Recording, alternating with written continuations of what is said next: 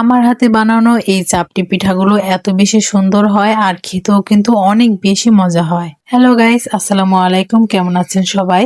চাপটি পিঠা তো অনেকে অনেকভাবে বানিয়ে থাকেন, তবে আমি কিভাবে বানাই সেটাই আজকে আপনাদের সাথে শেয়ার করব। আশা করছি আমার এই রেসিপিটি আপনাদের সবার পছন্দ হবে। আতপ চাল আর মুসুরি ডাল একসাথে খুব ভালো মতো ধুয়ে এগুলোকে আমি সারা রাতের জন্য ভিজিয়ে রেখেছিলাম। আপনাদের হাতে যদি সময় কম থাকে তাহলে কিন্তু 1 ঘন্টা ভিজিয়ে রাখলেও হবে। এবার এই চাল আর ডাল আমি একসাথে ব্লেন্ড করে নেব, আর তার জন্য একটা ব্লেন্ডারের জারে আমি চাল আর ডালগুলো একসাথে দিয়ে দিচ্ছি। অনেকেই কিন্তু শুধুমাত্র চাল দিয়ে এই চাপটি পিঠাগুলো বানিয়ে নেয়, তবে সাথে কিন্তু এভাবে ডাল দিলে খেতে বেশি ভালো লাগে। এক টুকরো আদা, কয়েক কোয়া রসুন, পেঁয়াজ কুচি আর মরিচ দিয়ে এটাকে আমি খুব ভালো করে ব্লেন্ড করে নিব। এবার এর মধ্যে আমি দিয়ে দিচ্ছি স্বাদ মতো লবণ, কিছুটা হলুদের গুঁড়া, শুকনা মরিচের গুঁড়া, জিরে গুঁড়া আর ধনিয়া গুঁড়া। দিয়ে দিচ্ছি 1 কাপের মতো পানি। এবার এই সবগুলোকে আমি একসাথে খুব ভালো করে মিশিয়ে নিব। খুব বেশি পানি কিন্তু এখানে দেয়া যাবে না, কারণ এই ব্যাটারটা কিন্তু একটু ঘন করে বানাতে হবে। সাথে কিছু ধনিয়া পাতা কুচিও দিয়ে দিলাম, এতে কিন্তু ফ্লেভারটা সুন্দর হবে। এই চাপটি পিঠাগুলো বানানো কিন্তু খুবই সহজ, একদমই কোনো ঝামেলা নেই।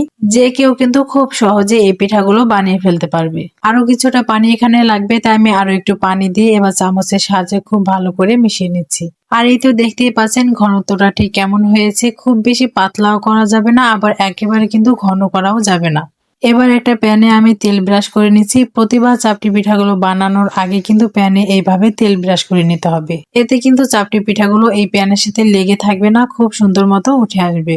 এবার কিছুটা ব্যাটার এই প্যানে দিয়ে আমি চামচ দিয়ে এভাবে গোল করে নিচ্ছি। চাপটিগুলো বানানোর সময় প্যানটা কিন্তু খুব বেশি গরম অবস্থাতে দেওয়া যাবে না, এতে কিন্তু চামচ দিয়ে যখন গোল করতে যাবে সেই পর্যায়ে কিন্তু পিঠাগুলো চামচের সাথে উঠে আসবে। তাই খেয়াল রাখবেন তাওয়াটা যেন হালকা গরম থাকে আর চুলার জালটা যেন একদম মিডিয়ামে থাকে। চাপটিটা যখন এরকম ভাবে গোল করা হয়ে যাবে তখন কিন্তু চুলার জালটা আবার বাড়িয়ে দিতে হবে। তো আমি কিন্তু অনেক বড় একটা চাপটি বানিয়ে নিলাম। এবার এটাকে আমি একটা ঢাকনা দিয়ে ঢেকে দিব। বেশি সময় কিন্তু ঢেকে রাখতে হবে না, কয়েক সেকেন্ডের মধ্যে এভাবে ঢেকে রাখলে হবে।